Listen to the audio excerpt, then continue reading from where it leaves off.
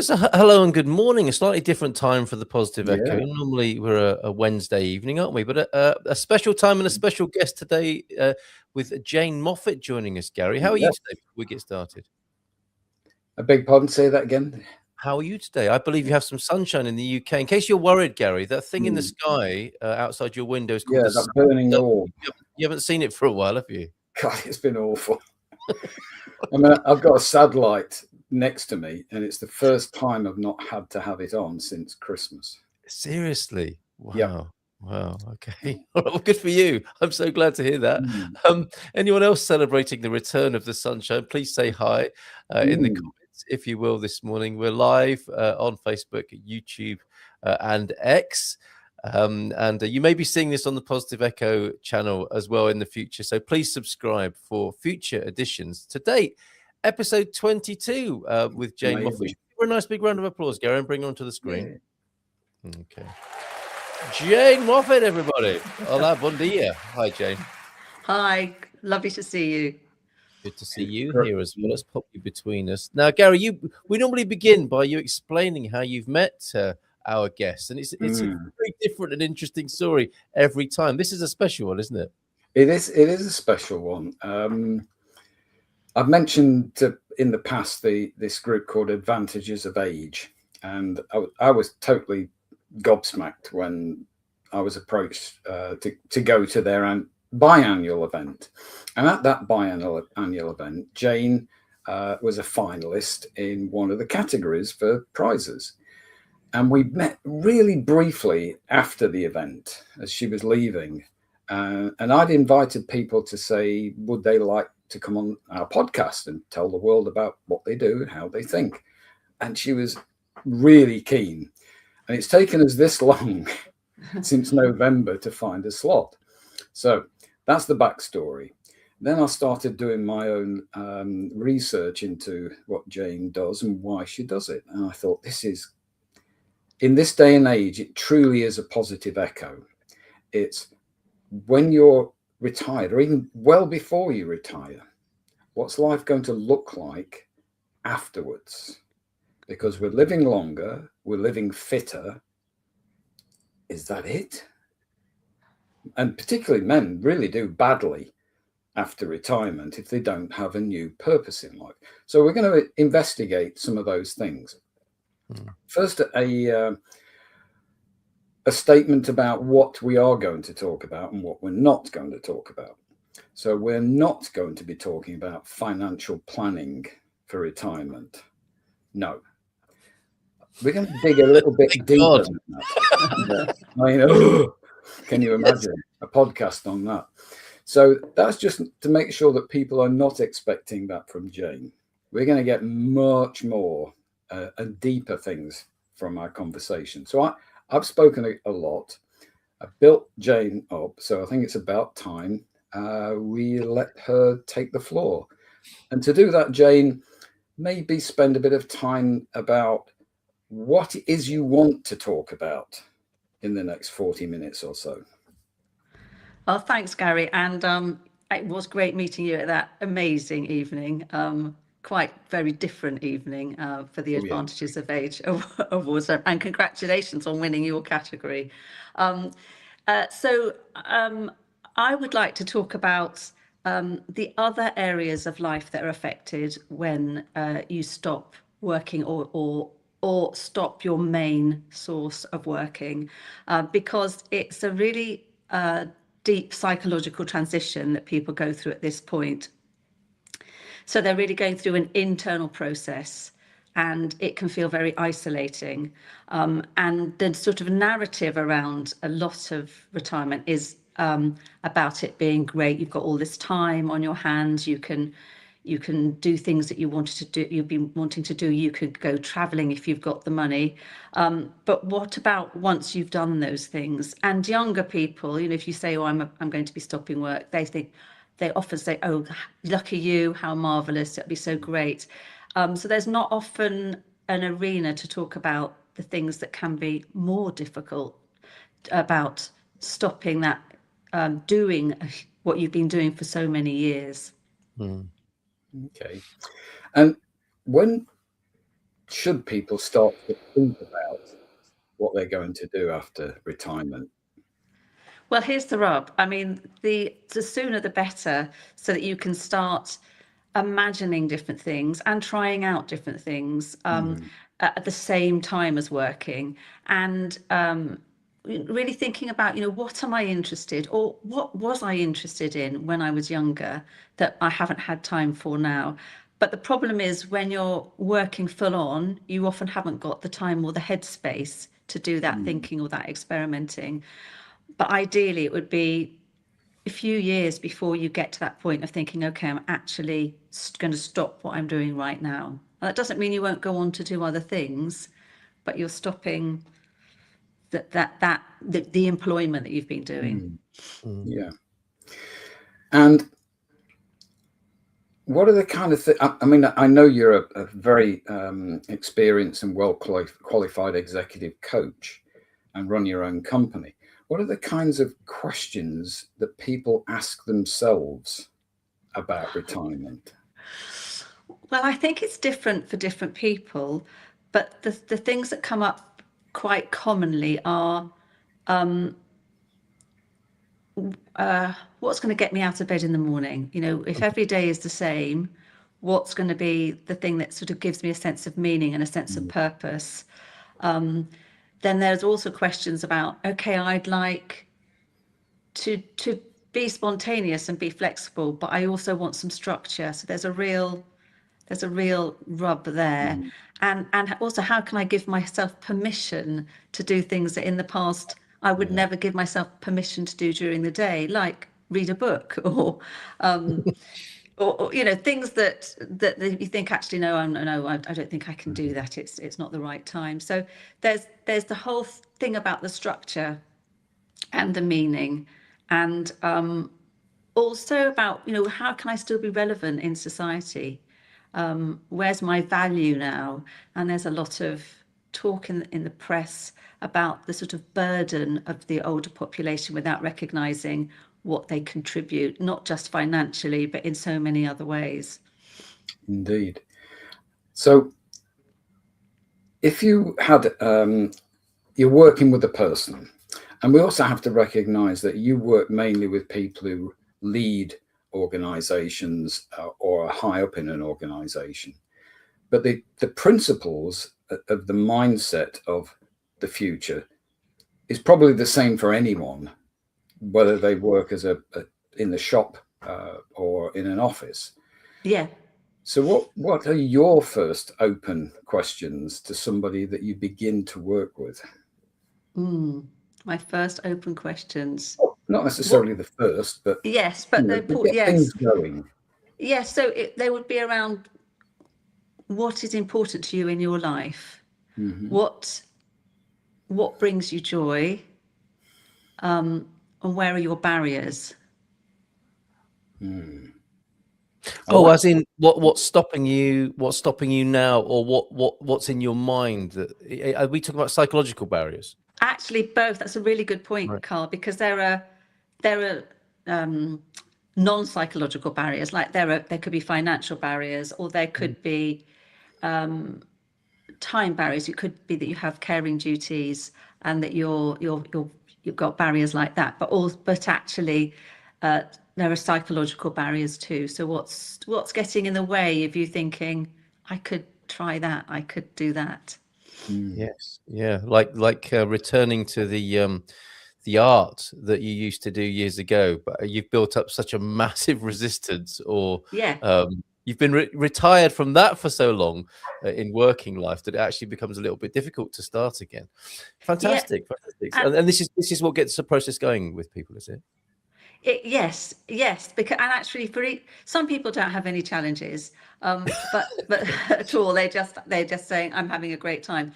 But actually, it's different for each person. So I think it's the fact it's really individual, and it can be quite difficult to have conversations with other people that you already know, because either they might not be at that same life stage, or they might think, well, you're fine, you're sorted, you've got all that time on your hands now. Or they might be having a great time and you're thinking, what's the matter with me that I'm not having that great time.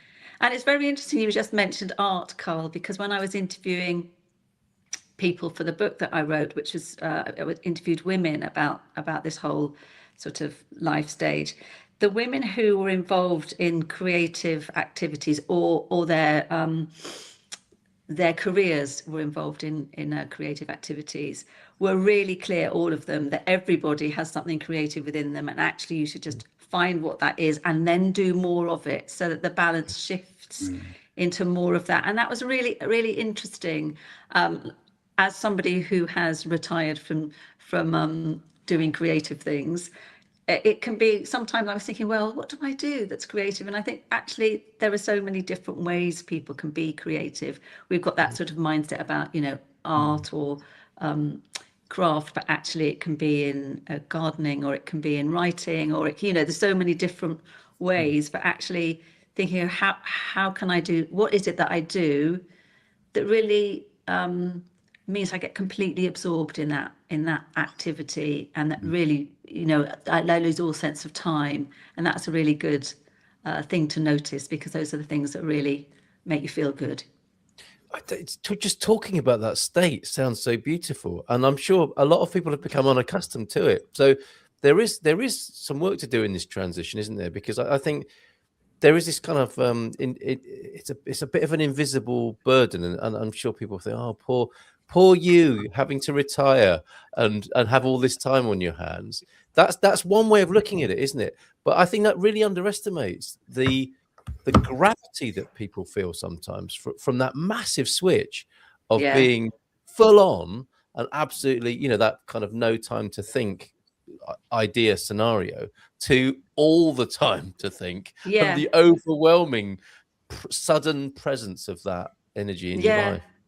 And the research shows there can be a decline in well-being by up to 30% at this time, and that increases if you're not really in control of making the decision. So if you're made redundant, or you have to retire early because of ill health.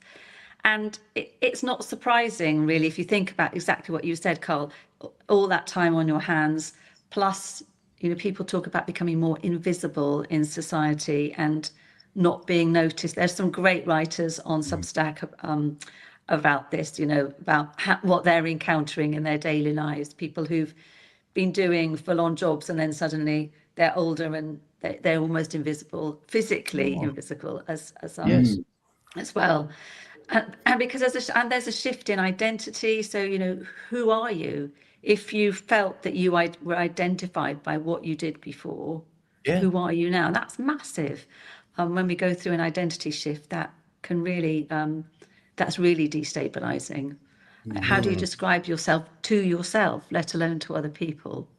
Yes, I'm sure we'll be looking at some of the tactics here and ways to help people begin that process. But I've been like a coiled spring, haven't I, Gary? Waiting, and I've just leapt in there, and I've probably jumped across. I want to know how you got into this, Jane. What shifted your attention to this part of helping people?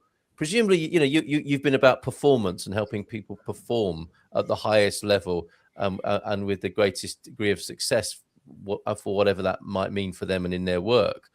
And then the retirement thing has come along, or have you always been interested in that? No, the retirement thing is more recent. What I've always really been interested in is when the professional and the personal intersect. So I do a lot of coaching around the transition to go off on parental leave. So how you can go off in a positive way and then return and reintegrate into the workplace. I've done work with people women in particular, who've had career breaks and then are coming back into the workplace. And I'm nearly 62. I'm of the age where colleagues are talking about stopping work. And it just made me think, this is the first time there's been a big cohort of professional women who are stopping work. Is it going to be different for them as it is to men? It's certainly going to be different for them as it was for the previous generations, because you know, we, as somebody I was born in the 60s, but people born in the 50s and 60s, we benefited from the Sex Discrimination Act, which was passed in 1975, and then all the difference that made to opportunities in education and the workplace. So actually, it's a sort of new group of retirees or potential retirees that are here right now, and that got me really interested. I thought, right, let's find out what it's like for women. So I interviewed, I mean, obviously it's just a snapshot of women, and I've now decided to interview men to find out if there's difference, because all the books I read were either written by men or a man or woman duo, or women, but there were fewer case studies about women than men, which is why I thought, right, I'm going to focus on women. And now I think people ask me, you know, what do you think it's like for men? And I think, well, I think it's like this, but actually I need to know. I need to do my own research, which I've just started. Yes, with the book. Sorry, one more, Gary. Okay. Forgive me. I'll sit here and meditate. Fighting over you, Jane, this morning. But you mentioned in the writing of the book and the interviews the theme of creativity. Were there any other overwhelming and obvious themes emerging? Yes. Well, the fact that there were seemed to be six challenges. So the sort of manner of leaving, you know, when you do it, how you do it, who you tell, how much implicit discrimination you might face, you know, all of that, what your last day is like, how you're treated by your organization, which can have a massive impact not only on you, but on the existing employees when they see how organizations treat the people that are leaving. Another challenge can be, like we talked about, time and structure. We've also mentioned identity, image, you know, how you view yourself and how society views you. Particularly, we live in quite an ageist society, and gendered ageism is very much a thing in the UK.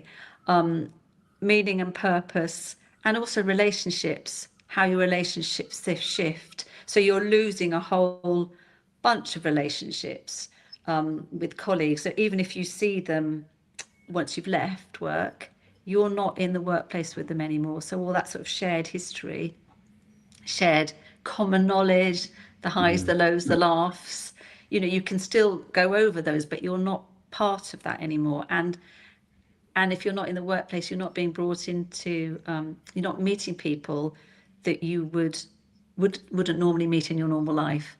I mean, at work, I phrase that really clumsily, but at work you meet people that you're working with, and they might not be people that you choose, but actually you then have to listen to different perspectives. It opens your eyes to different ways of thinking and different ways of living. So you've got the colleague side of things, you've got friends who've known you for a long time, so it can be quite difficult to sort of reinvent yourself with those friends because they've got their concepts of you. And relationships, you know, if you have a close relationship, you might then be spending a lot more time with each other.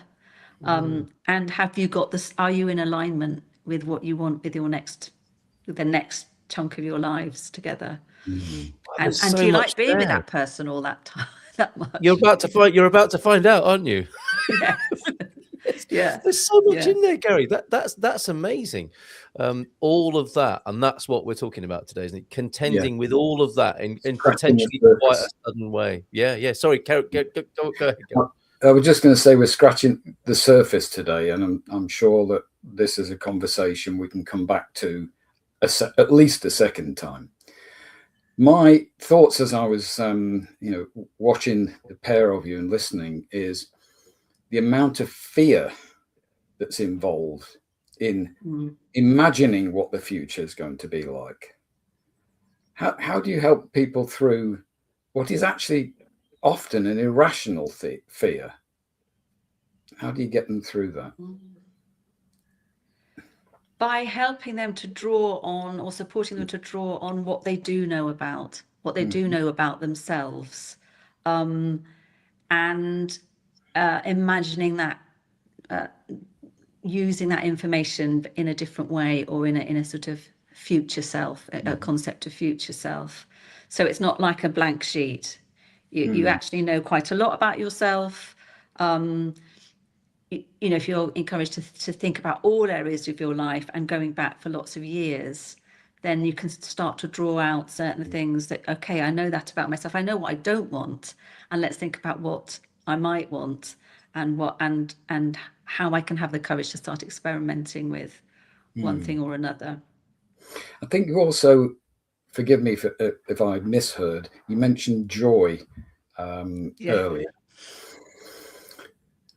And I wonder whether, because we're so busy in our working lives, we actually don't pay attention to the things that bring us joy. So how would you suggest we pay attention? How can we do that in a practical way?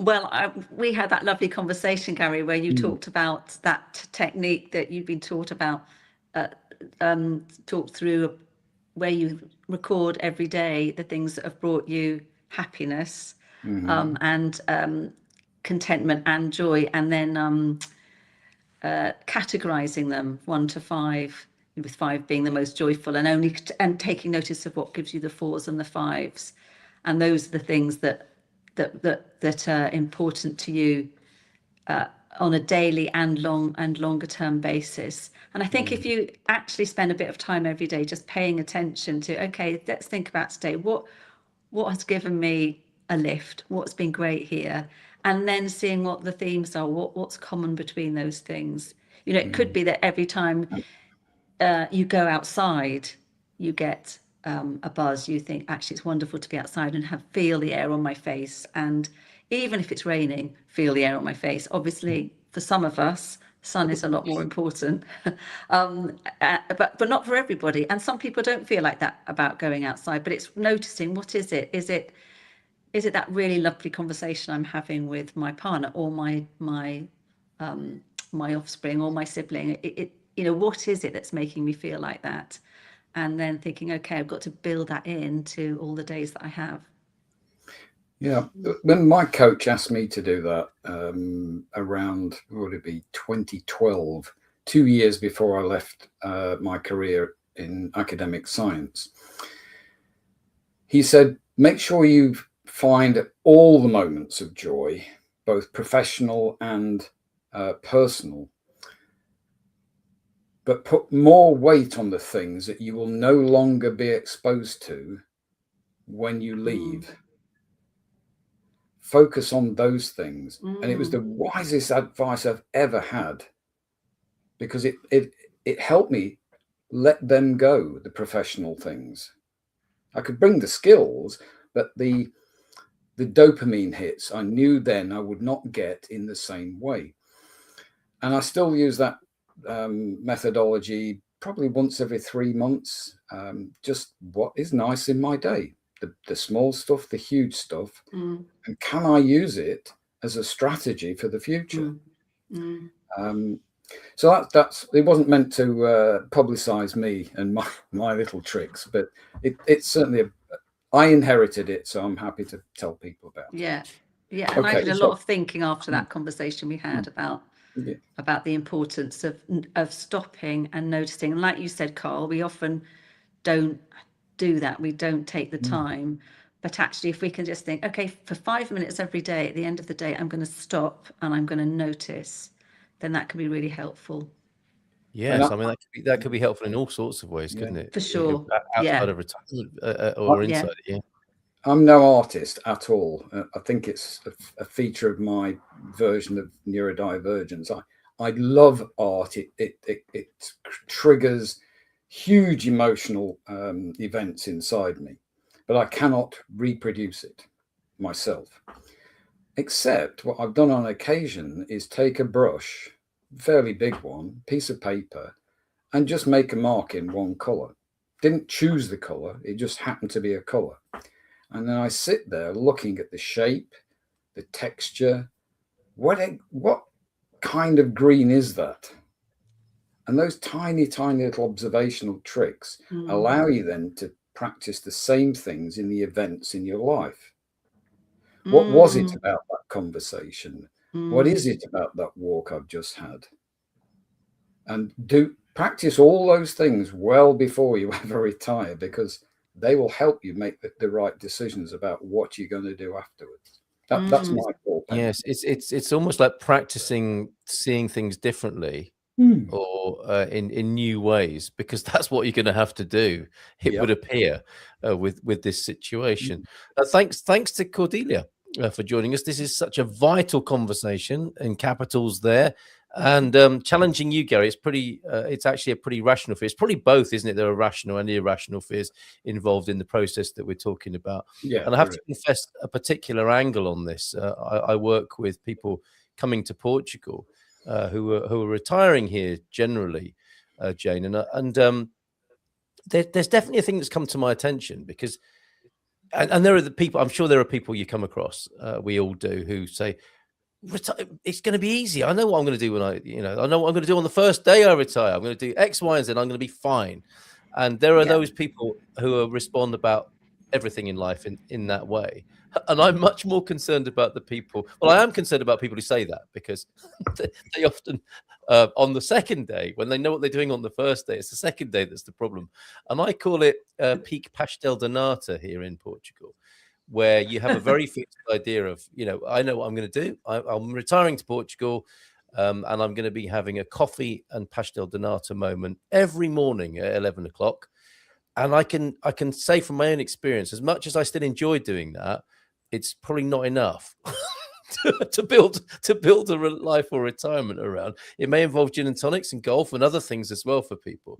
But I'm so interested in this, in terms of how to support people going through this process and the inevitable shock, really, or adjustment in however, whether it's rational, irrational, whether they've got a big plan or they think they have no concerns, or they do have some concerns. It's a really big deal, I think. And I'm interested to know from you about all the new framing that there seems to be around it. Some people are seeing retirement in quite an old-fashioned way, I think, which is like a gradual slope downwards. And it's quite dismal and negative in that way. A last lap, a second half, a final third, a lap of honor.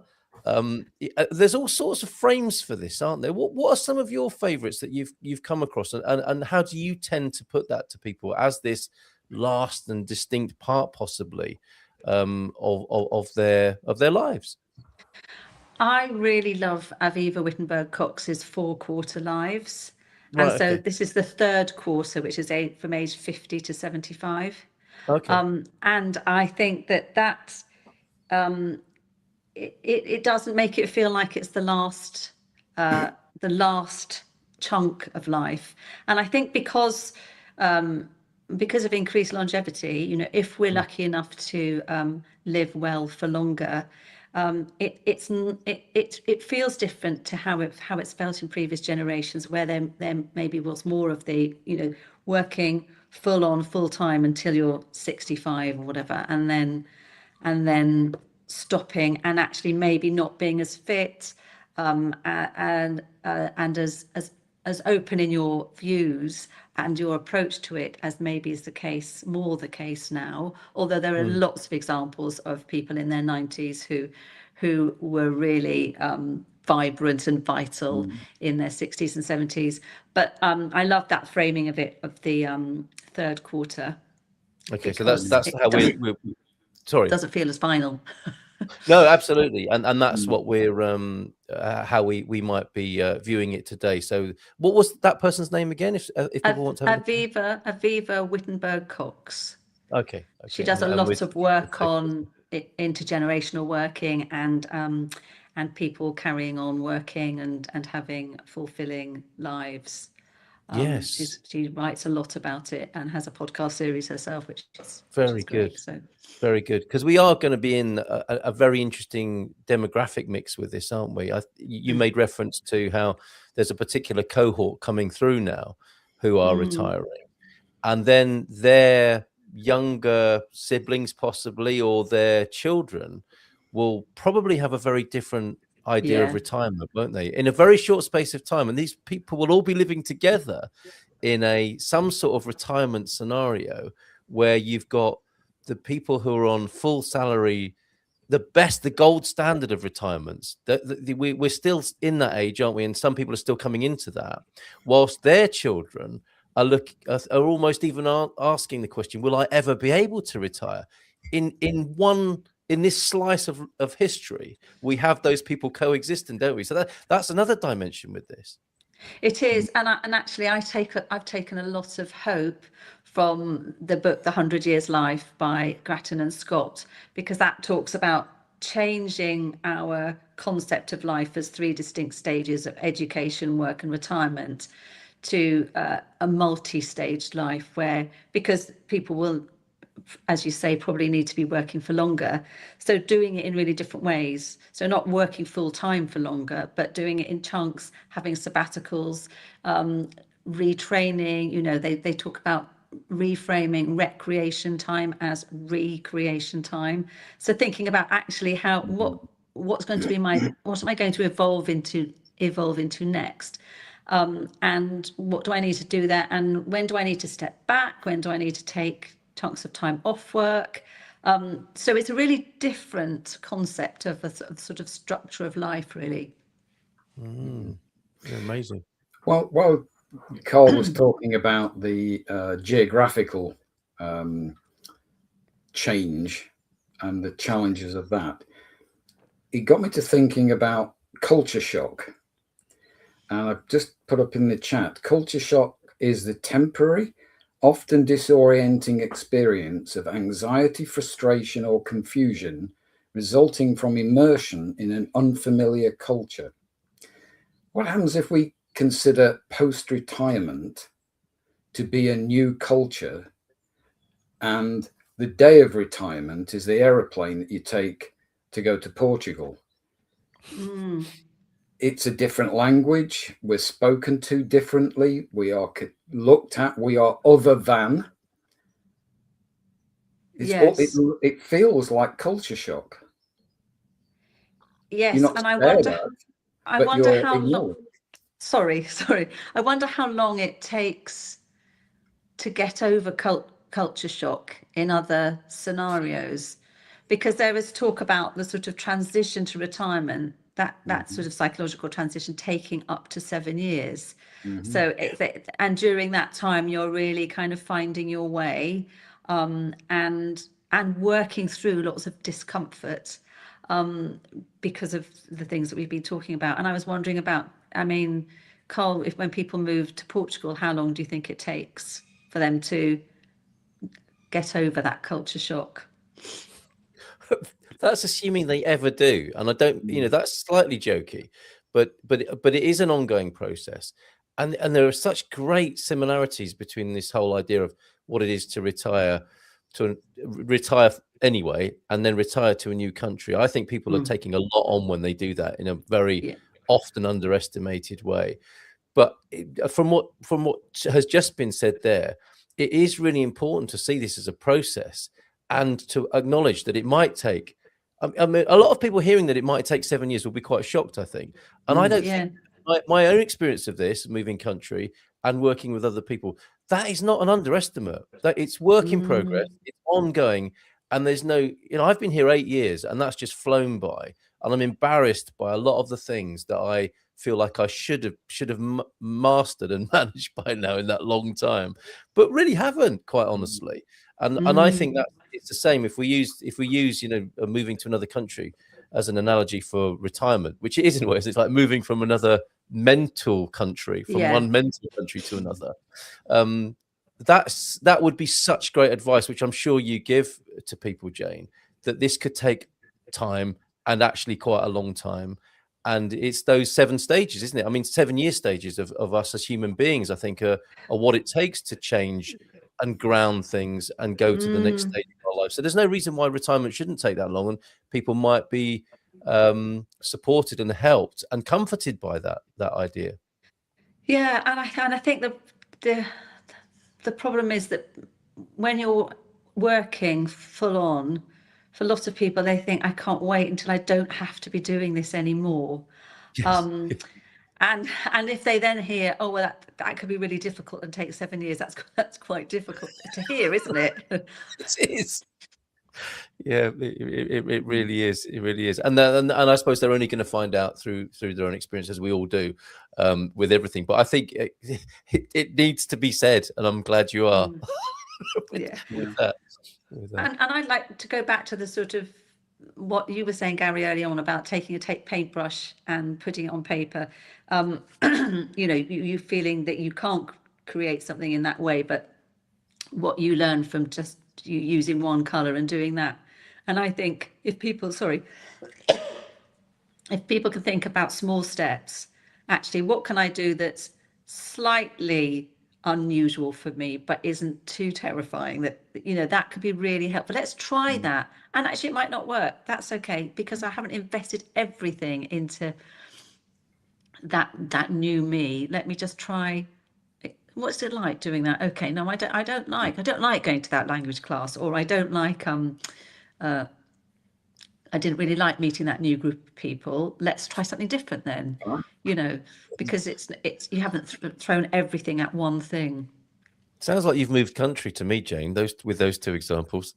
but anyway, Cordelia, who has, says a lot of people think that retiring to Portugal is like retiring in their own country, and they don't take into account the move into a foreign culture and land. Yeah, I think it's doubly challenging to not only retire but to do it to a new country, and often underestimated. Some people don't even realize they are in a new culture until they have health difficulties or something that forces them to engage in the culture and leave their bubble. That's also true from my experience. Well said, Cordelia. And don't forget to add caretaking. This will be a thing, another theme, right, Jane? Because your life is changing.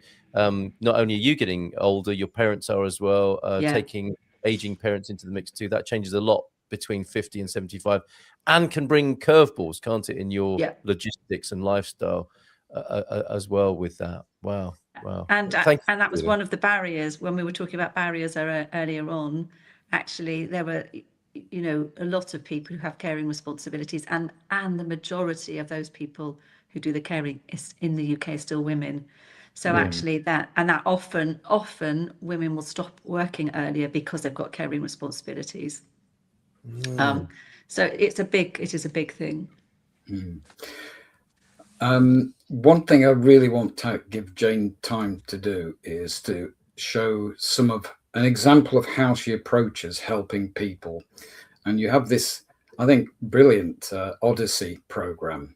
And I'd like you to tell us, without me leading into it, what it is, what its aims are, and also perhaps the messages that are more to a general public. So the Odyssey program. Thank you, Gary. So the Odyssey program, we're just about to launch. I'm launching it with two other executive coaches, Rachel Goodwin and Ed Williams, we all come from different backgrounds, but we're all together in believing it's really great to support people at this time and to bring people together so that they can form a community of people going through the same life stage at the same time. So this program is for sort of senior leaders who might be at a crossroads, who are at a career pivot. They want to rethink what they're wanting to do next. But actually, those messages, those reasons for putting on the program are relevant for lots of other people at this stage. And actually, if we've got senior leaders who are saying this is a really great thing to do, and to get together with other people to form a community of people who are going through the same things, who really need to find what's important in their lives next, then they can hopefully be exemplars to other people that they know and that work for them. Fantastic. And it's got a David Bowie quote in there, which has got to be a good thing, isn't it? Aging is an extraordinary process where you become the person you always should have been. How amazing to have that as a premise for this work, and form buddies, community with other people going into this as well, Jane. What a lovely idea. How do people find out more about this or sign up? Well, there's information on my website. We have a presence on LinkedIn. If you include the link with I will do that. We've got then inquiries at odysseynetwork.uk yeah, that's right. as well. Jane, I'm aware you might need a sip of water, yes, thank you. or a break for a moment. Oh, okay. I wondered if you needed to go and grab that, but you've got it right there with you. Is everything okay with you in terms of coughing? Yes, fine, and water? thank you. Excellent. I just wanted to make another point, which was when I was writing the book, I ran some courses for women using the same an approach that we're going to be using on the Odyssey program, and they were online, but again it was that bringing people together who are at the same life stage and seeing how much they got from each other and how wonderful it was to hear other people articulating the same things. So I think whoever you are, wherever you are, whatever stage you're at, whatever job you do, if you can get together with other people who are and have those sorts of conversations, that can be really helpful. Yes, very good. Very good. Now we're the Positive Echo podcast, and a lot of what we talk about is legacy and what we could call this, Gary, is the fifth quarter. The quarter where you're not actually there, but your ideas live on. So that's a new word for the Positive Echo, or a new phrase, the fifth quarter. And what I've learned today, Jane, talking to you, is something about my impatience in wanting to work with retirees and expats, foreigners, immigrants in Portugal. I'll say to them, look, you're probably going to get peak pastel donata, and you're going to be, you'll be thinking, what next? What now? And it might be too early. There might be enough going on in those first 7 years of being in a country before you start thinking about legacy. How would you agree with that? That the whole thing of legacy and the biggest ideas of what you might leave in your wake might be best left to a little bit further down the road in this process. I don't know, because thinking about your legacy might help you through that process as well. Yeah. Yeah. So I think like with stopping work, there's no one size fits all. I think it could be the same with legacy as well. Okay. All right. What about that, Gary? What do you think? Well, the work I used to do with executives as an executive coach often went around. They had no idea what their non-negotiable values in life were. So they just kept going and going and going. And when we sat down and they identified those things they would take a bullet for, life just changed. And some sold their businesses, some changed the direction of their businesses. And I wonder, in the lead up to retirement, whether that would be a good thing to toy with, play with, rather than be really serious about it. But then you would know why you want to do the things you're going to do in retirement. Yes. And your legacy comes from that naturally. Yeah, I think that kind of the non-negotiables, your red lines, those are they're really important to recognize, aren't you? Because they're your anchors. Yeah. And you mentioned Substack earlier, and I'm passionate about Substack. What I'm observing are a lot of older women, let's say post 50s, who are coming into their own power and are sharing their everyday wisdom and not being ashamed of it and not being frightened of sharing it. And that's the movement I'm seeing in Substack. I'm no longer on anywhere else actively. What are you seeing? Similar things? Well, I absolutely love the phrase that was coined by Margaret Mead in 1950 of postmenopausal zest. And I just think that is just a fantastic phrase, because I think for a lot of women, they get to the postmenopausal phase, and actually their brains are sharper again. They often have more confidence. They often care less what other people think about them, and they think, actually, I really want to do this now, and it's something I might have wanted to do when I was younger, and I'm going to just career theory that sort of backs that up as well. Just that actually this is the time for me to be doing doing something different. Often that also comes at the time of caring responsibilities. So then there can be a bit of a caring of older people responsibilities.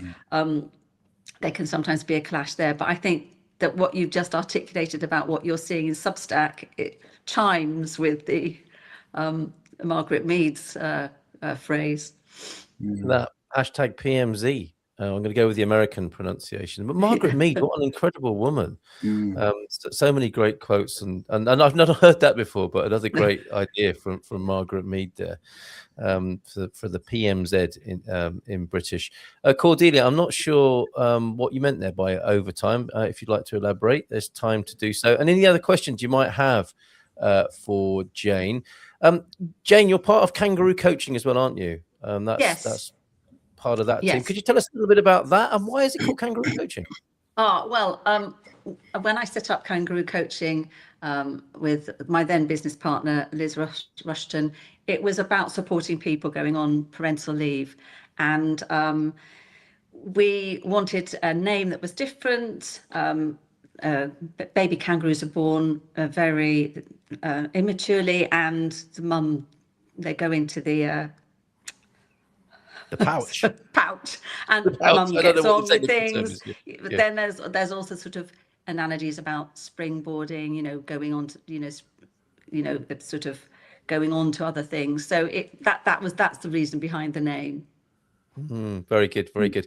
And on a personal note, and feel free to decline on this, but in terms of your own ideas and thoughts about retirement, from your own research and thinking a lot about this in terms of how to help other people, have your plans changed? Have you reframed, recreated, or redesigned plans based on what you've learned in this process? Well, I'm not a massive planner, actually, anyway, and it was quite destabilizing talking to lots of different women and hearing what they're doing and hearing people saying, I've done this and it's really great, which made me sort of think, oh, should I be doing that? Should I be doing that? But actually then stepping back, having time and thinking, actually, I love what I do. And I'm not going to make any plans about stopping. I might make plans about different balance of time that I'm working, but it's working for me now and I'm really enjoying it. And then I'm just going to see what the future holds. But I'm somebody who's always curious and always wanting to find out more. So I think that will help me at the point where I just think, actually, I want to be doing less work and more non-work stuff. Yeah, and I get the sense you won't be making that same kind of drastic corporate shift that some people have to make, because that strikes me as one of the most difficult retirements is from a high-paced, massive responsibility position, which I've incidentally have never held. I'm just thinking what it must be like to do that, and then go from that. It is quite unforgiving, isn't it? People don't tend to go down the gears with that, do they? It's like next day you're not doing that anymore at the point of retirement, and you might have plans to do consulting and they might let you back in the office one day a month or something like that, but it's quite drastic, the change, isn't it? And it's going to be for some people. I think and there's often that cliff edge analogy, people standing on the edge, that's it, you stop, and I think that there can be a lot of fear around that, not surprisingly. I think Gary, can I give an invitation to anyone in that situation? If you want to come and talk about what your legacy ideas are on the Positive Echo, we'd love to facilitate that, because obviously those people have got so much to give, as you alluded to earlier, Jane. People, it's horrible, that sort of invisibility that can occur when people have got so much to give and have done so much, and then appear to be non-contributing members of society, when the opposite is actually the case. So we'd love to facilitate that if ever anyone feels the need to do so. And definitely. I think if as a society we could harness all of that wisdom and experience and really manage to create a society where there's intergenerational working, that would just be amazing, because it's an untapped resource. My hero is Jimmy Carter, ex-president, who went and built houses for people. But the thing that I get when people have that cliff edge is we don't seem to appreciate its grief, its deep-seated grief. And they've probably got some kind of PTSD from the intensity of their job and the personal interactions, that suddenly that's gone. It's like being demobbed and left alone. So I think it's not therapy that's really required, but it's acknowledging a level of grief and how to help people through that. That's why it takes so long, possibly that 7 years, to make a proper healthy transition. And I think even if it's not as extreme as a sort of cliff edge thing, it's appreciating that whenever you have any kind of gains, you will also have losses. Whenever you go through a psychological transition, you are losing things as well as there being opportunity for new things. And I think that's the thing to appreciate. Yeah. Well, I've got one last question, if I may, because we always have to leave time for our little positive news item. Is there a question that you wish we'd asked you? Oh, Yes. Where have we neglected our duty here? Or something you'd like to leave us with? I don't think there is a question. I think it feels very comprehensive, and I think I would just like to repeat a couple of things about the fact that there can be losses, about the fact that it's not always honestly spoken about, and about that older people have masses to give, and that as societies it'd be great to appreciate that. Thank you. Yes. Yeah, thanks so much, Jane. And I really admire the work you're doing and the space you're creating, because some of the things that we're flagging up, the caveats about what can happen, they might not. But isn't it great to have a society and an awareness that allows, if it does come up, that there is a space to talk about it, and there will be a positive reception and the possibility of transforming anything that does come up? Because it's not necessarily so, but it so often seems the case that we don't have the spaces and the intent to work with what might come up, in the way that we have brushing off, elder wisdom. We might brush off what might come up during the retirement process for people, and how wonderful to catch it and to do something positive with it rather than have people struggling alone with it. So thank you for the great work you're doing. Thanks for being on the Positive Echo podcast. And I think, as Gary said, there's probably room for a part 2, maybe in 7 years. Oh gosh. We'll see. Gary, what have you got then as our twist of lemon at the end, with which we're making lemonade, I hasten to add? Yes. So you should have the link through to a very low-tech washing machine. Oh yeah. So here's this guy, used to work for the Dyson company, who make vacuum cleaners and torches and hair dryers and so on. And he looked at a problem which affects millions of people around the world, predominantly women, and that is how to keep clothes clean. Now, still a very large number of women do this by hand. So there's the time, there's the effort, there's also the fact that they're using lots and lots of water to be able to do this. So I love low-tech stuff. I was an inventor way back in my science career. So here we have, it looks like a bit like a tombola machine. It does. But effectively, you put your dirty washing in, you put some water in, use bar soap rather than expensive domestic soap that we have in Britain, for example. And it's the kind of soap that's already used by hand. You turn the handle for 2 minutes, you leave it to sit, and then you turn it again for, I think it was 4 or 6 minutes, and your clothes come out as clean or cleaner than if you had tried to do it by hand. Yes. He's now sold thousands and thousands and thousands of these across the world.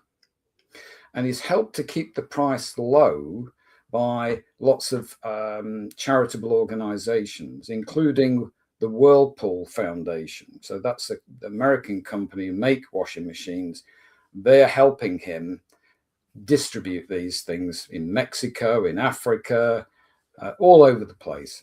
And I just think it's a heartwarming, brilliant, very practical problem solving that could be applied to all kinds of situations globally. That's it. Very good.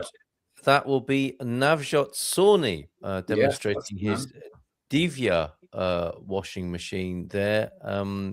I'll have you know, Gary, I do most of the washing in this house because my wife is far more successful than I am in a worldly sense. And I this could save me hours. Yeah, I'll get you one. Brilliant. Jane, thanks again. Thank you for having me. Yeah, thank you. Go well, and we will see you all again soon. That's been the Positive Echo podcast. Thank you very much. Take care. Bye for now. See you soon. Ciao, ciao.